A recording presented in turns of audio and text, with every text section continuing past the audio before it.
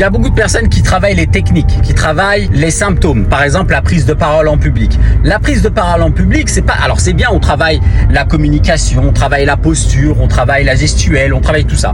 On travaille la voix, etc. C'est très bien. Mais ça, c'est travailler les symptômes. C'est travailler simplement les compétences. Il faut pas travailler les compétences quand on a un problème de prise de parole en public. Lorsqu'on a un problème identitaire, lorsqu'on a un problème d'instabilité au niveau du système nerveux, il faut travailler la racine. Et parfois, ça va beaucoup plus loin. Ça va dans la mémoire génétique, la mémoire transgénérationnelle, ce qu'on nous a transmis sans le savoir. D'ailleurs, j'ai fait un livre à ce sujet. Je vous invite à regarder. Le lien est en bio dans la description.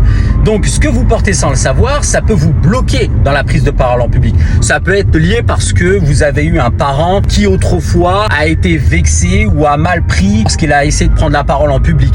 Donc ça l'a frustré et ça a gardé quelque chose en lui. Donc du coup, intérieurement, ça a créé un blocage. Et n'oubliez pas, le blocage, lorsque votre corps somatise, ça se transmet de génération en génération tant que vous ne l'avez pas sorti. Donc c'est très important de travailler sur soi. On travaille les racines et après les techniques, les symptômes, etc.